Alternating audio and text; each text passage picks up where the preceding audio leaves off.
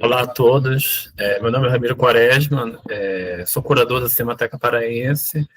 A gente está realizando, durante essa semana, em alusão ao Dia Internacional do Patrimônio Audiovisual, a nossa 8ª Semana do Patrimônio Audiovisual da Amazônia, né, e convidamos realizadores e pesquisadores, e agora está com a gente, assim, tem uma honra de receber aqui Felipe Cortes, documentarista paraense, que já vem realizando, ele é jornalista e documentarista também, então ele tem uma carreira assim que vai da TV, passa pelo documentário, pela docência também, do audiovisual também.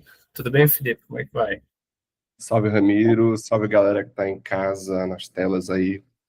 Uma alegria estar aqui. Já acompanho o projeto há algum tempo, vejo algumas entrevistas, né, de realizadores e te parabenizo, viu, Ramiro? Porque eu acho que é uma das frentes da tua atuação nesse campo da memória do audiovisual na Amazônia, que é tão carente na nossa região, né, cara? Então, tá aqui para poder também falar um pouco de mim, para além do pesquisador, né, que fala de outros trabalhos, e me ver como realizador também nessa região, eu acho que para mim é muito importante, viu?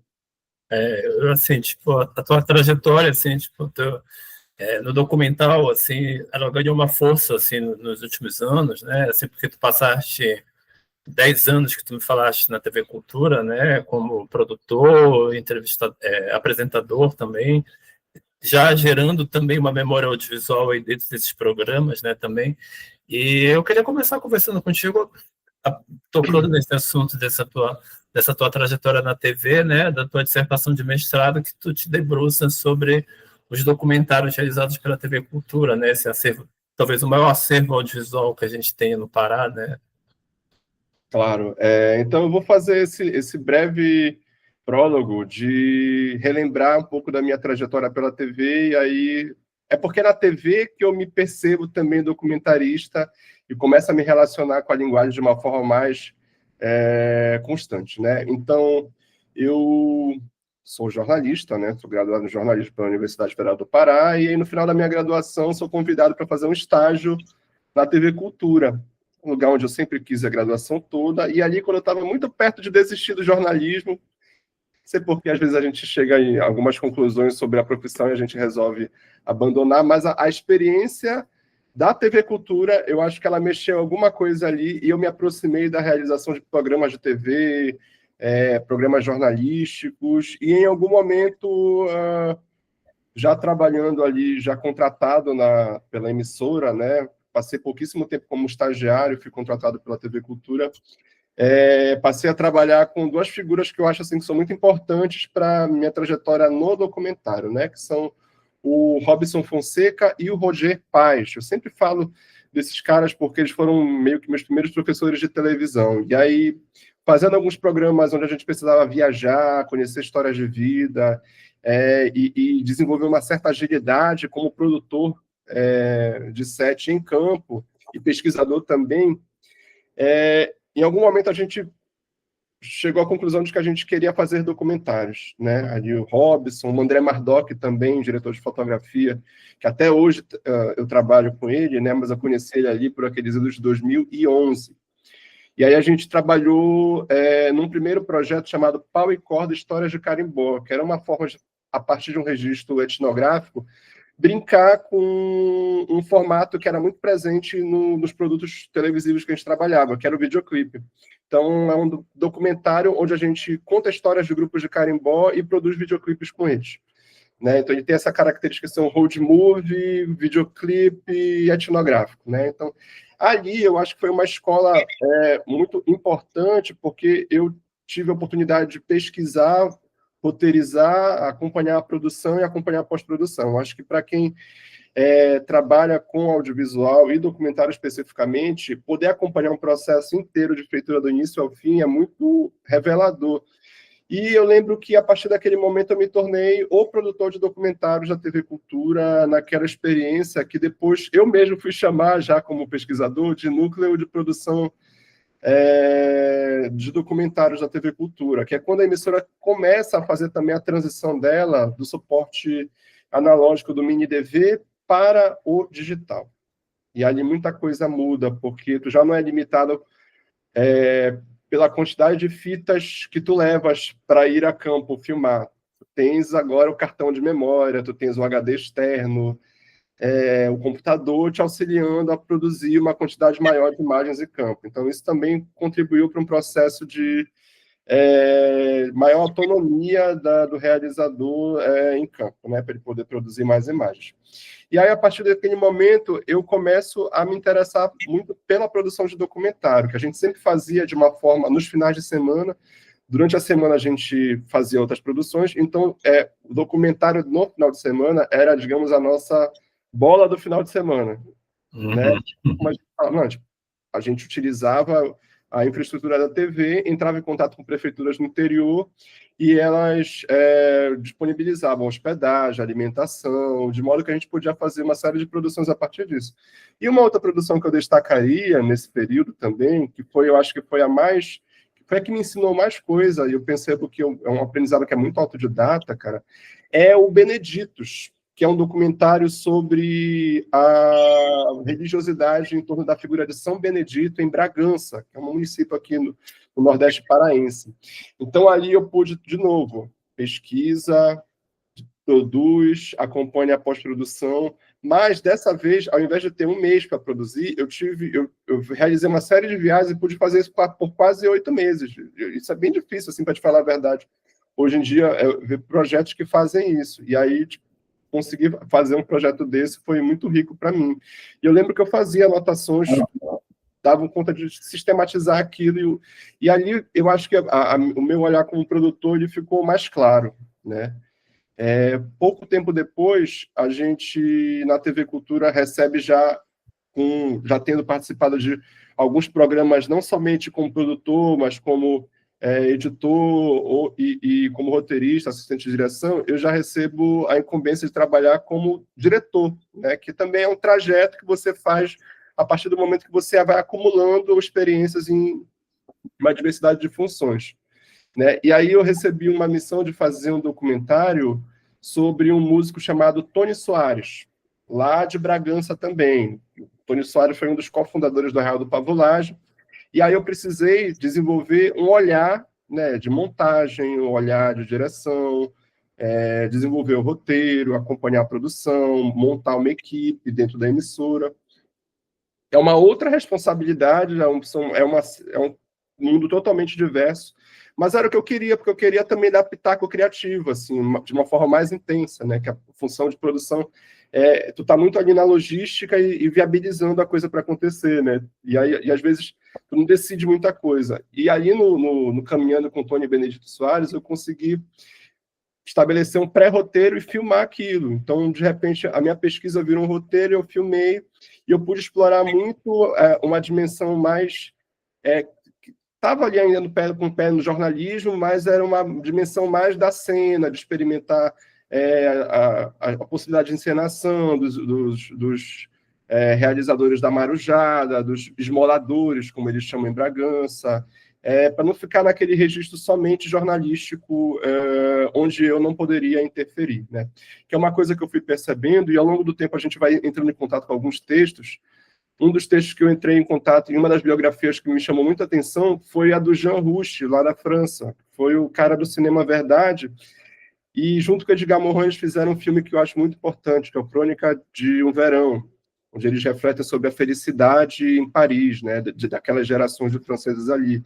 E eles estão a todo momento intervindo ali, dialogando com aquelas pessoas, e eu comecei a pensar que documental, desse ponto de vista jornalístico, ele não pode ser só uma observação, ele pode ser também, na minha postura como diretor, eu posso dirigir efetivamente, eu posso montar cena, e hoje a gente entende que o documentário ele já nasce com esse pé muito indefinido entre o que a gente chama hoje de ficção e o que a gente chama de não ficção, né? Ele já nasce com essa possibilidade do diretor dirigindo as coisas. A gente vê o Nanook e o Esquimó, o Flaherty, ele faz isso, né? Ele filma ali uma representação dos esquimós, mas ele está a todo momento dirigindo aquele negócio.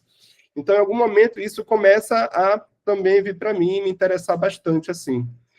Outra coisa que eu acho muito importante, aí, viu, Ramiro, eu vou tentar fazer uns saltos, assim, tá? De umas experiências, tá? Para além do documental, eu conheci o Danilo Braque, que é um cara da dança contemporânea. Eu trabalhei na companhia dele como assessor de imprensa por um tempo, antes de trabalhar com audiovisual. E depois a gente se reencontrou e ele me apresentou a ideia de videodança. Eu sempre fui um cara que gostei muito de danças, né? Quem olha meu Instagram hoje vê aí uns vídeos de dança do brega e tal, mas eu preocupo muito. E aí o Danilo me trouxe esse negócio de videodança, que eu penso uma coisa, aí conversa com a pessoa da câmera, a gente constrói uma dança que ela não existe se ela não for filmada. E é uma dança que é montada também, né? E aí ele já tinha feito um experimento com a professora Ana Lúcia Lobato, chamada Acalmia, em Salinas, e eu achei belíssimo aquele negócio assim. E aí, num programa de televisão que eu apresentava e dirigia na TV Cultura, chamado Circuito, a gente resolveu fazer um especial, uma edição especial sobre videodança, e o resultado seria uma videodança. E aí eu fui muito assim, intuitivamente acompanhando o Danilo ali, tentando acompanhar o raciocínio dele como uma espécie de assistente de direção e depois como montador. E resultou num trabalho chamado Rebuçado, que até hoje eu não gosto de festival, eu não coloco nada em festival, mas o Danilo, ele colocou essa videodança, uma diversidade de festivais de videodança, no Brasil, em Portugal, na Espanha, e esse negócio as pessoas adoram, e eu acho que é o mais próximo de uma carreira de festivais que eu já tive alguma coisa minha, é essa videodança que está no YouTube em diferentes formatos. E uma outra videodança que eu achei muito interessante, que a gente fez posteriormente, foi a Dancer Fassbinder, que é baseado num personagem da dança de uma série de produções de dança contemporânea que o Danilo tem, que é uma bailarina cega, e é feita com uma equipe muito interessante, assim, o Nando Lima, o cara da performance, da tecnologia, o Armando de Mendonça, da música, uma galera do Estúdio Lumiar, meio TV Cultura, enfim, montou um megazord ali, fizemos uma coisa que até hoje eu acho uma das coisas mais interessantes que eu já fiz, mais livres também, que eu acho que não tinha como deveria ser, tinha um monte de gente que queria fazer uma coisa diferente, tinha o Danilo que puxava do ponto de vista coreográfico e a gente tentava dar conta de possibilidades de construir aquela cena a partir da posição do corpo dele e da decupagem de cena que a gente fazia com as duas câmeras que a gente tinha. Então, também um outro trabalho que eu acho que é muito importante para mim, porque me fez pensar também que a minha atuação, ela não precisaria se limitar somente a esse registro jornalístico, né, das coisas, que é uma parte importante da minha formação, afinal, eu sou jornalista, passei muitos anos na TV Cultura sendo alimentado por esse olhar, mas isso me deu outras possibilidades para a minha atuação. E aí, posteriormente, a TV Cultura, nesse movimento da pandemia, ali por 2020, 2021, eu acabo me alimentando da vontade de fazer uma produção independente, né, captando já a partir desses editais Aldir Blanc, emergenciais, né? Então a gente escreve um projeto de um documentário sobre a mestra Iracema Oliveira, né? Que é uma mestra, é uma produtora cultural de Belém muito conhecida, que trabalha com folguedos juninos, grupos folclóricos, é radialista, é uma mulher muito impressionante. Atriz também, né? No passado, né? Que tu me falaste também. De radionovelas, de novelas televisivas que eram transmitidas aqui, também a gente tinha essa cultura midiática das novelas em teatros que eram transmitidas ao vivo e tal. Então, a Iracema Oliveira é essa personagem na história cultural de Belém que transita por muitas formas narrativas e produtos culturais, né? E aí eu vi um espetáculo da Esther Sá, que é uma grande amiga, atriz, dramaturga, escritora, e o espetáculo chamava... perdão, Ramiro. Iracema Voa, né? Iracema Voa. E aí o Iracema Voa era uma espécie de teatro documental onde a Esté conta a história da vida da Iracema e é um produto teatral que ele se mantém vivo, porque até hoje ela monta esse espetáculo e acrescenta fatos novos da vida da Iracema. Eu achei isso muito impressionante, né? E achei a história da Iracema muito forte, poderosa. E aí eu lembrei que em 2000, no final da minha graduação em jornalismo, eu fiz um trabalho acadêmico lá com a Iracema, chamado A Criança e o Pássaro. Era um documentário assim muito rústico assim que eu fiz, mas ele se perdeu porque eu gravei ele em DVD e desapareceu assim o DVD, né? A preservação é complicada nesse período dos DVDs. A gente nem falava em preservação, Nada. é verdade. E aí se perdeu, assim.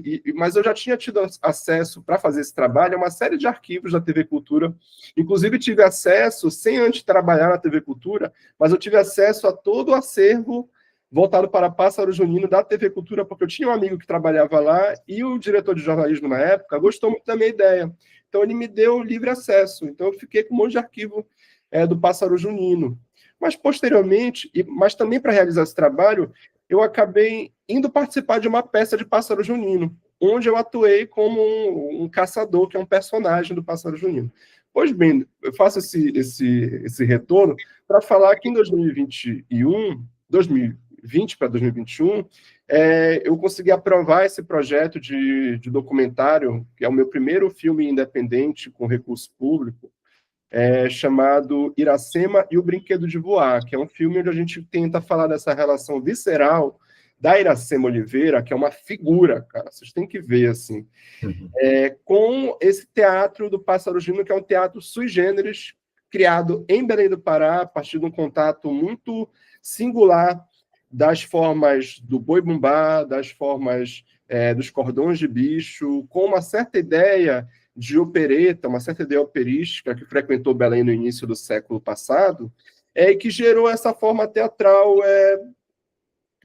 num palco italiano, com entradas e saídas, que diferencia ele do cordão de bicho, que já é um outro tipo de manifestação folclórica local. E aí, esse documentário ele foi feito durante a pandemia com uma senhora que estava caminhando, eu acho que ela já estava com quase 80 anos, quando a gente fez. Então, assim, tinha uma preocupação muito grande com a saúde dela, mas ela fez questão de realizar aquilo. Era importante preservar aquela memória do trabalho dela nesse filme.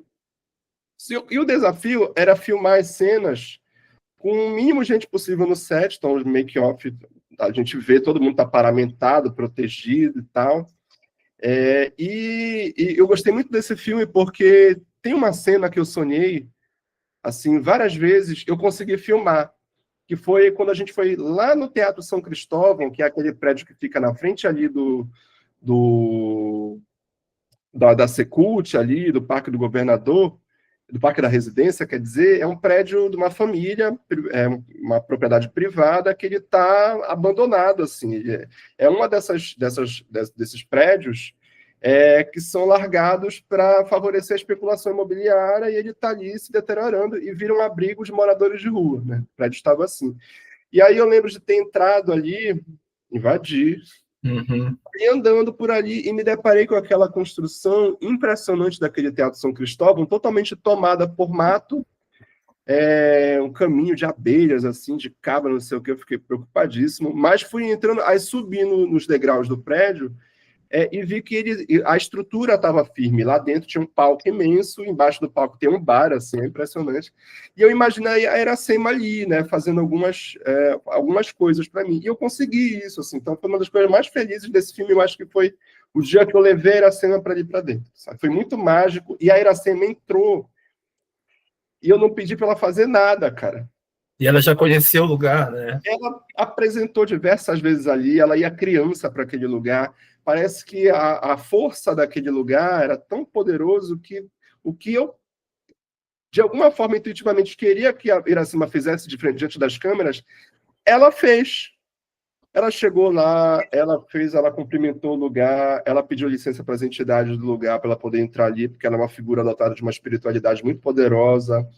Ela caminhou por aquele lugar. Tem uma cena linda que tem um drone que avança pela mata e chega no palco até ela. E ela entendeu o que eu queria do Estado, porque eu acho que ela nem entendeu, acho que a presença dela ali despertou nela um estado de emoção que eu não conseguiria pedir para ela chegar lá. Eu tenho certeza disso. Teve uma hora que tu teve que teve essa experiência, digamos assim, com essa encenação do documentário, né? Que o documentário, de certa forma, tem uma encenação, só que com um personagem desse não precisa encenar, ele é a própria cena, né? Ele é a própria cena, a essência dele é dotada de uma força, de uma potência que está presente na própria existência dele. E nesse momento a Iracema era muito isso, né? Então, assim, além de uma série de entrevistas que eu faço, porque ainda essa força etnográfica de recolher essa memória desses personagens que compõem a cena do Pássaro Junino, tem essas cenas e tem as cenas de arquivo que eu juntei do Pássaro Junino. Então, esse filme é um conjunto costurado poeticamente desse material de arquivo com material filmado na pandemia. Inclusive, foi feita pela própria Iracema, com o grupo dela, eles transmitiram uma live, todo mundo estava fazendo live nessa época, né? Então, eles fizeram um espetáculo teatral em formato de live nesse ano, e a gente também trouxe isso para o filme. Então, eu hoje olho para o filme e eu vejo que ele capta também aquele momento, né? Onde aquelas pessoas... aqueles populares, aquelas pessoas humildes, estavam ali também lutando para existir culturalmente, né, produzindo cultura ali, mesmo que utilizando esse recurso da live, os recursos de proteção, EPI, da pandemia e tal, tá tudo ali, né? Então tem um recorte cultural e temporal muito específico, esse filme assim, que hoje eu vejo, eu fico muito encantado com ele. Então esse é o Iracema e o Brinquedo de Voar. Foi assim uma experiência muito enriquecedora, né?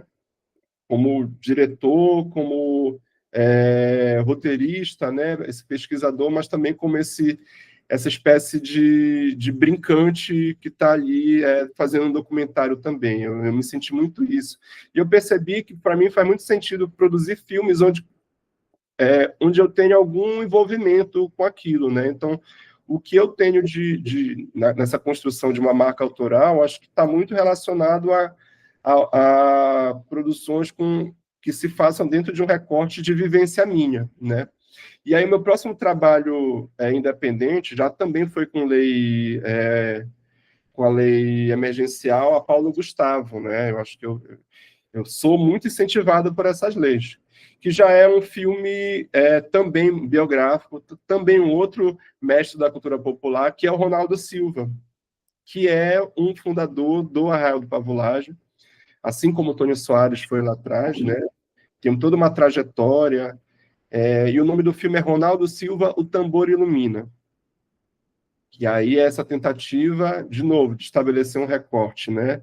Então, contar um pouco dessa trajetória do Ronaldo, que é muito extensa, muito ampla, assim como é da Iracema, mas enfocar a relação do Ronaldo com os tambores, porque a percussão está presente na natureza poética da criação dele, né? Ele é um grande compositor e ele compõe pensando em percussão, ele não pensa na melodia das cordas, ele está ali todo o tempo pensando nessa rítmica da coisa. Então, a tentativa foi essa, e aí gerou um média-metragem, né, que aí é uma outra questão, Ramiro, como eu trabalho muito tempo com a televisão e essas grades que a televisão me coloca, eu ainda fico pensando, eu vou fazer tal coisa para caber numa grade de 1 hora. Criou uma grade na tua própria cabeça. Assim. Exatamente. Aí acaba a coisa indo para esse lugar. Então, esse filme do Ronaldo ficou mais um que eu faço em 52 minutos, né?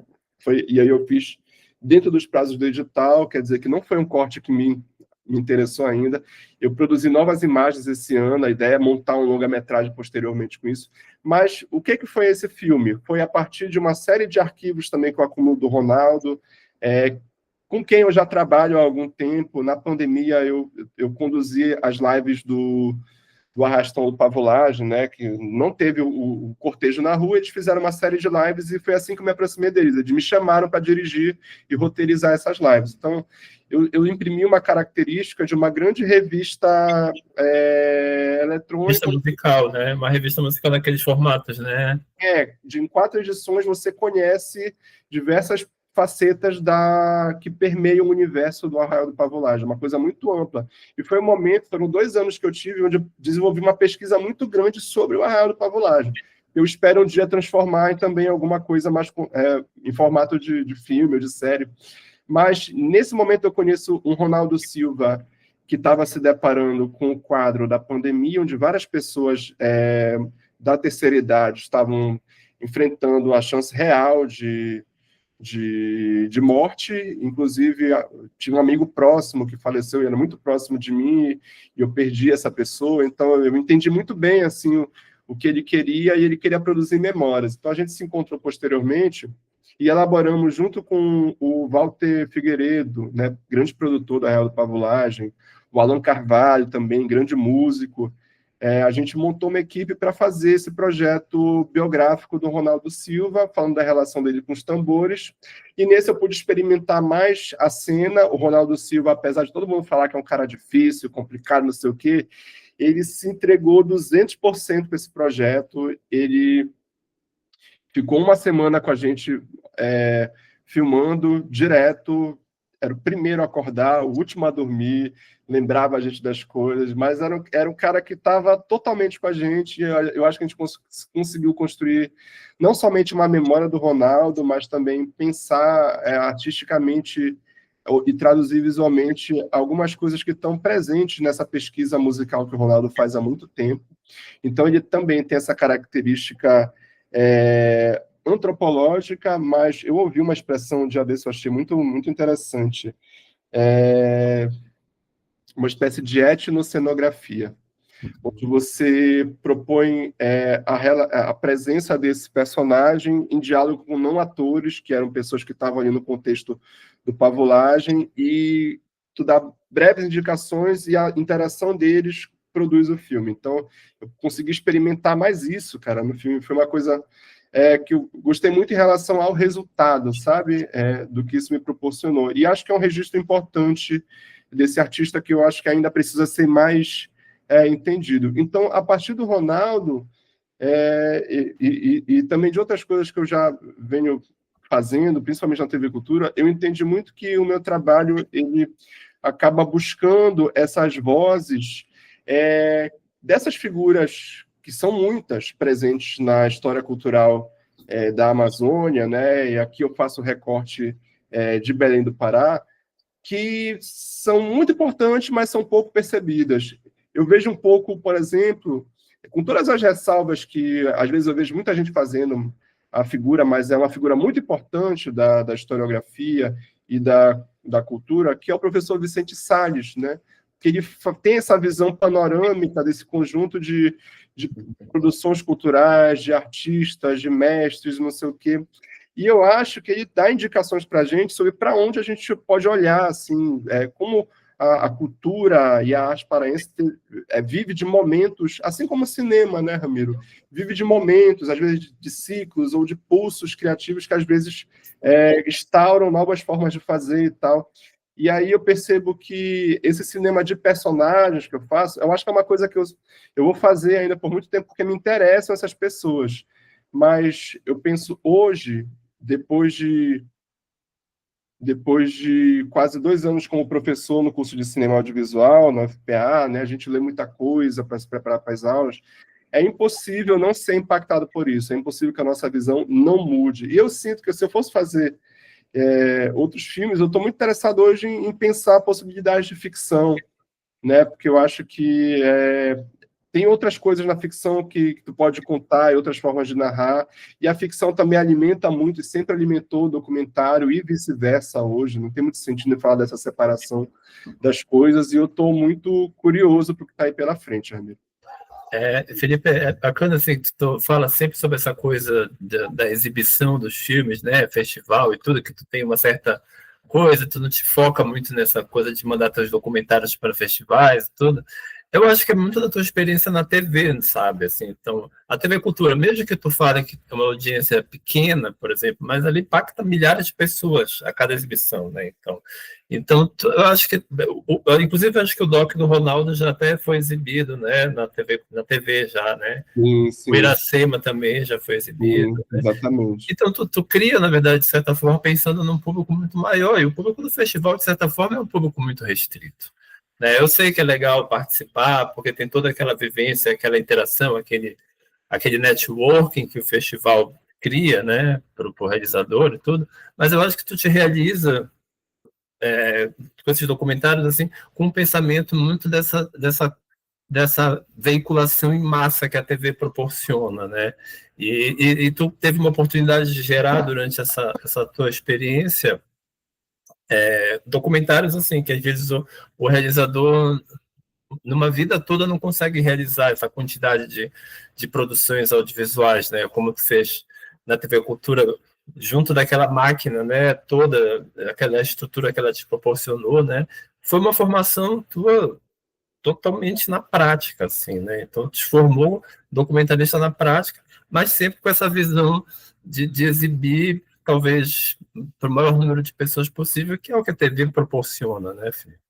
E eu acho também que por estar produzindo para a TV, e por identificar um perfil muito específico assim nessa trajetória, eu acabei entendendo muito mais como uma missão de tornar possíveis que as pessoas conhecessem essas figuras meio que anônimas e tal. Eu acho que a gente, só em termos de produtos, programas relacionados à arte, a gente já deve ter feito tem em torno de 500 vídeos no YouTube, né? Trabalhando a cena artística paraense dos últimos 15 anos, né? O circuito, né? O circuito, na verdade, ele é o documento, né? Ele é meio que uma cartografia, assim, de um recorte temporal.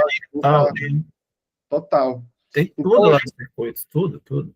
Eu concordo contigo, assim, dessa coisa desse pensamento voltado para a TV e acabar me fazendo não me relacionar muito com o festival. Eu estou pensando em festival agora, né? Porque a gente está falando com uma audiência na faculdade que se preocupa com isso, que produz pensando nessa lógica da carreira do filme, dos editais, dos laboratórios. Então, são todas estratégias que permitem que o trabalho desses cineastas seja mais conhecido e reconhecido, né? Então, acaba sendo uma coisa que também me afeta em algum momento, né? Então, hoje eu estou mais atento para isso, assim. Isso impacta até o nosso pensamento de distribuição, que a gente, como eu trabalhava em TV, antes a distribuição estava garantida. Agora, na produção independente, a gente tem que se preocupar com isso, tem que se preocupar para quem a gente está produzindo, que público é esse, que formatos interessam, será que ainda é a grade de 1 hora que interessa? Ou será que a gente pode produzir pensando em festivais de longa ou em festivais de curta-metragem, que são os dois principais formatos que a gente tem hoje, né? Parece que eu cheguei no momento que eu comecei a olhar para a minha produção muito na casa do média-metragem. E o média-metragem é um formato televisivo. Curta e longa são formatos de festival, e são formatos que se identificam como cinematográficos. E essa distinção eu não fazia antes. Eu estou pensando nisso hoje, né? Então, se eu for pensar em projetos novos hoje, como tenho pensado, também pensando nesses recortes de distribuição, com quem eu estou falando, né? Mas isso eu tenho certeza que se eu não tivesse tido essa experiência anterior, eu não teria hoje esse pensamento. E eu tenho certeza que a TV Cultura do Pará, ela é ainda uma escola para muita gente, foi para mim, e é o que me permitiu também desenvolver uma visão e uma prática que eu tenho muito orgulho assim dessa trajetória. E é por isso que, e aí eu vou fazer um breve retorno, que eu acho que é importante, Ramiro.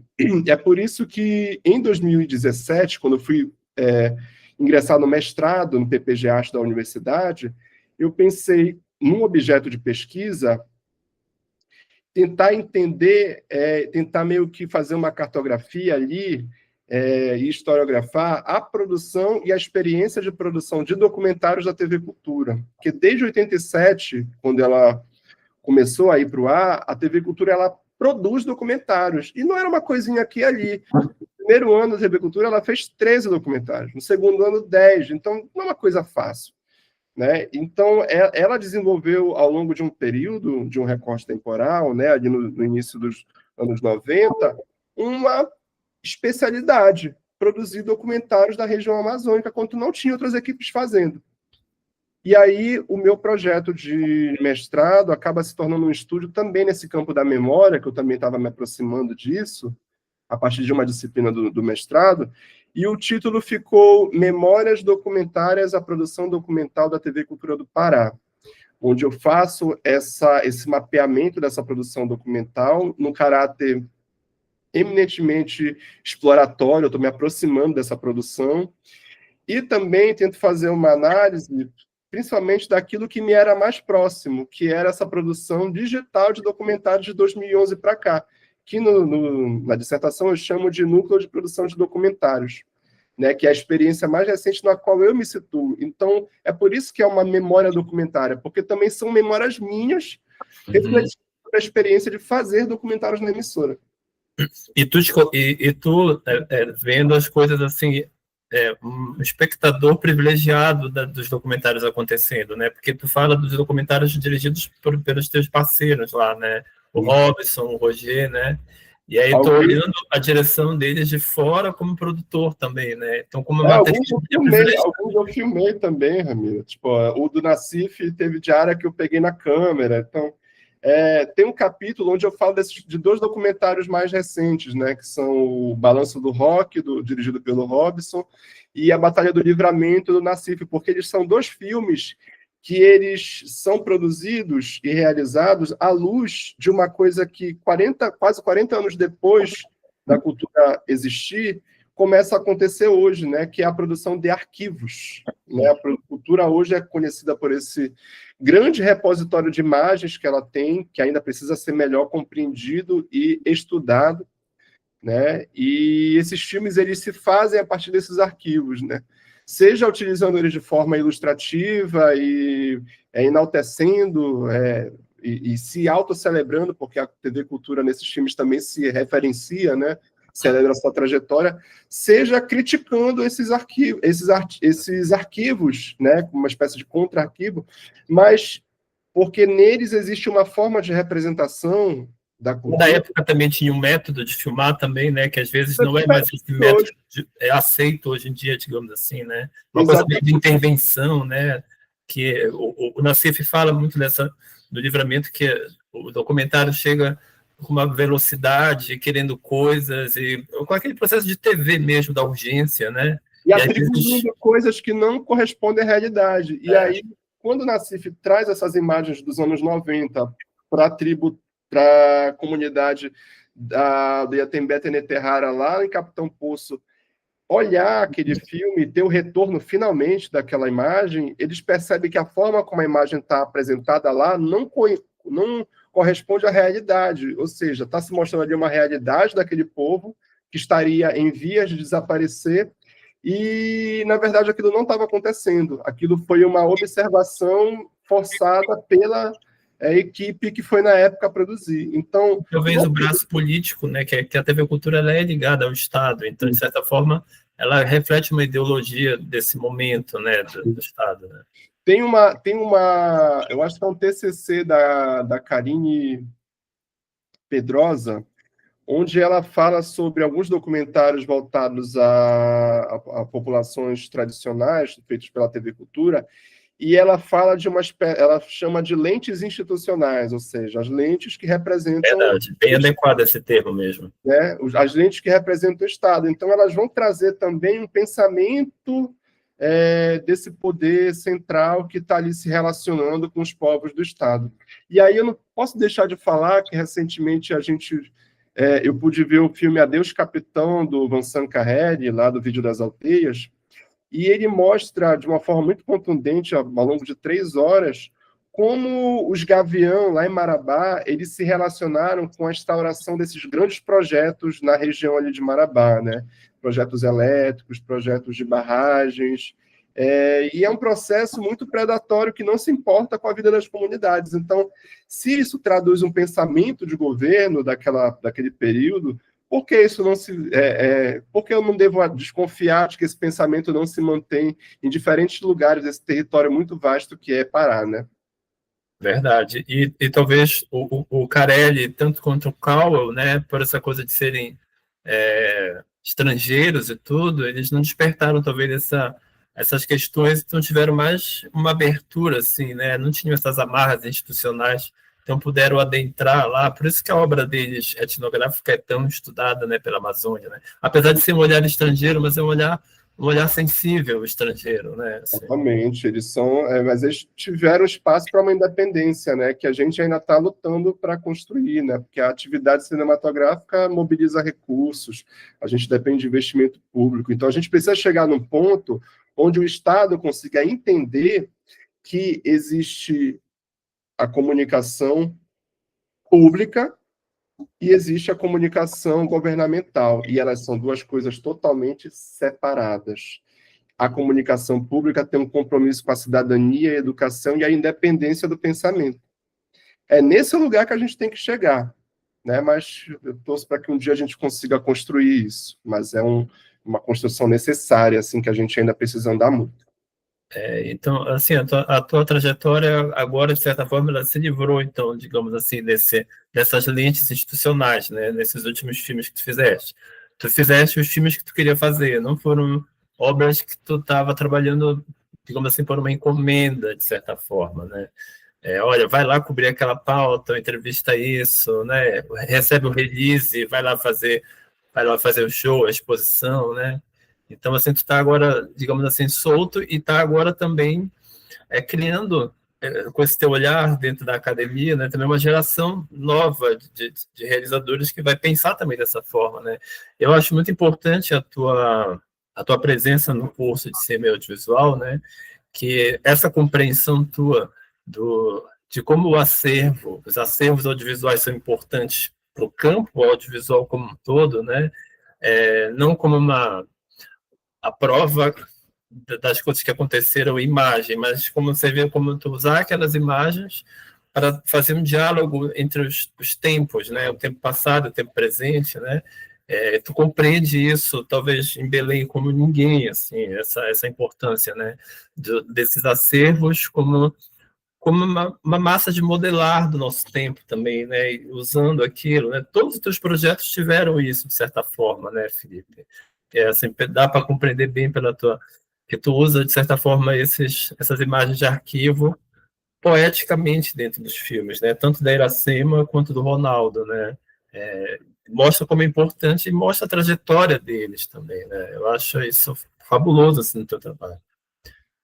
Ramiro, eu acho que é uma coisa muito importante que aconteceu no ano passado foi eu tomar uma consciência maior dessas questões de preservação, dos próprios arquivos, que até então eu intuía que era uma prática importante, porque eu tinha muito arquivo ao meu redor ali na cultura, mas não e trabalhava com isso ocasionalmente.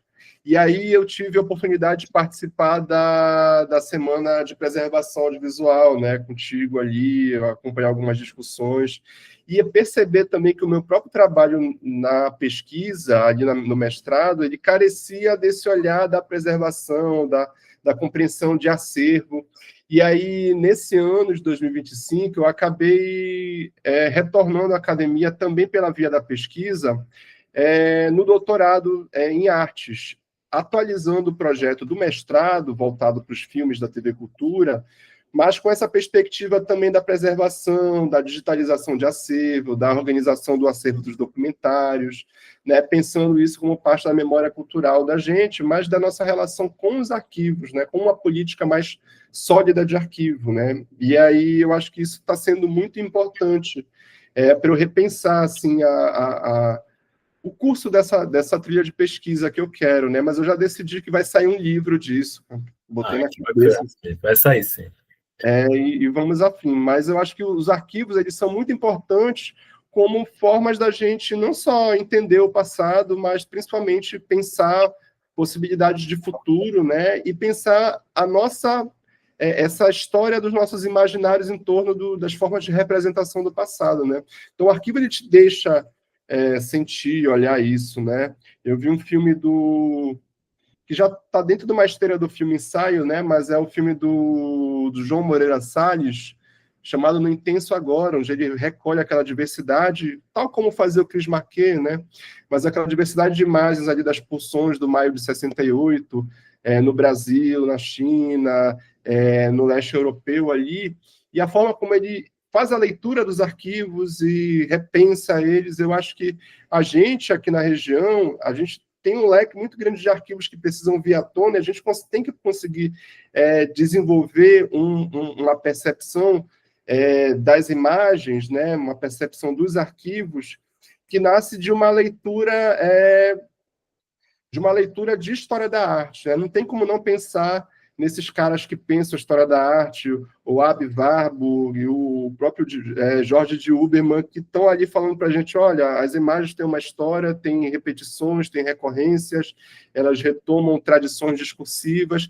Então, a gente, como realizador, eu entendo hoje, da minha parte, que é minha função também, e é meu interesse, adquirir um repertório que me permita fazer uma leitura das imagens da região, de uma região tão subrepresentada e, às vezes, cuja representação é tão delegada a pessoas exógenas, e eu não questiono a representação estrangeira, eu acho que a representação estrangeira é uma possibilidade de representação, mas eu penso que a gente que está aqui precisa enriquecer o nosso olhar, para a gente conseguir fazer leituras mais contextualizadas e críticas das imagens que são postas para a gente e das próprias imagens que a gente produz, porque a gente também hoje está gerando arquivo.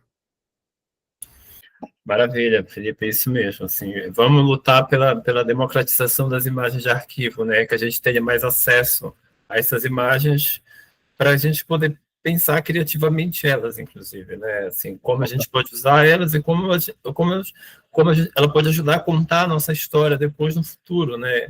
Eu te agradeço muito, assim, de ter deixado dado um pouquinho de tempo para a gente, sabe? Assim, a gente já é parceiro mesmo, então eu te agradeço muito, assim, e bora para frente, Felipe. Obrigado por tudo.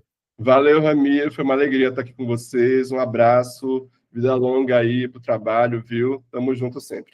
Obrigado, Felipe. Dá o corte aqui.